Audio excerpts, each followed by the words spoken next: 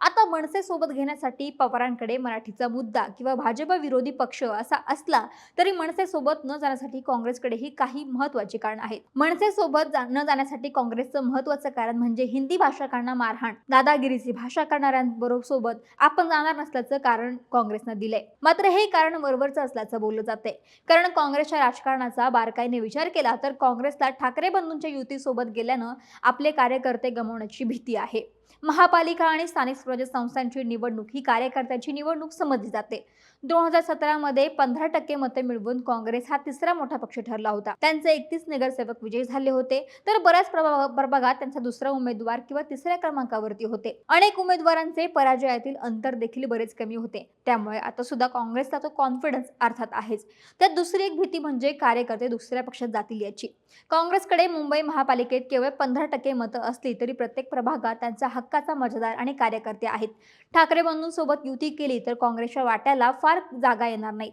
त्यामुळे त्यांना आपल्या कार्यकर्त्यांना अपेक्षित न्याय मिळवून देता येणार नाही. जे कार्यकर्ते पक्ष मजबूत करतायत तेच पक्ष सोडून दुसऱ्या पक्षांच्या आश्रयाला जातील याची भीती काँग्रेस नेत्यांना मनात आहे. कारण की या आधीच्या निवडणुका आपण पाहिल्या म्हणजे विधानसभा असतील किंवा लोकसभा असतील, या दोन्ही निवडणुकांच्या वेळेस काँग्रेसमधूनच सर्वात मोठा गट हा इतर पक्षांमध्ये गेल्याचं पाहायला मिळालं. त्यामुळे स्थानिक स्वराज्य संस्थांच्या निवडणुकीमध्ये हा मुद्दा देखील महत्त्वाचा आहे. त्यामुळे काँग्रेसला कुठेतरी भीती निश्चितच असावी. त्यामुळे काँग्रेस पदाधिकारी आणि नेते निवडणूक स्वबळावरती लढण्याची भाषा करतायत. दुसरं महत्त्वाचं म्हणजे हिंदी भाषिक दुरावतील.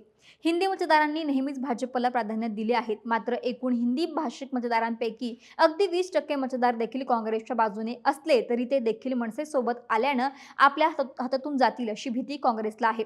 मुळात 2017च्या मुंबई महापालिका निवडणुकीमध्ये काँग्रेसने 15% मतं मिळवली होती आणि त्यांनी 31 जागा मिळवल्या होत्या. मात्र ठाकरे बंधूंसोबत असले तर त्यांची मतांची टक्केवारी घसरेल आणि त्यांच्या जागांसोबत देखील मोठी घट होईल अशी त्यांना भीती आहे. त्यातही महत्त्वाचा मुद्दा म्हणजे किती जागा लढणार. मुंबई महापालिकेमध्ये 227 जागा आहे. ठाकरे बंधूंची युती सोबत गेलो तर आपल्याला किती जागा येणार याची चिंता देखील काँग्रेसला आहे. ज्या जागांवरती आपली ताकद आहे त्या जागा देखील आपल्याला सोडाव्या लागतील याची शक्यता आहे.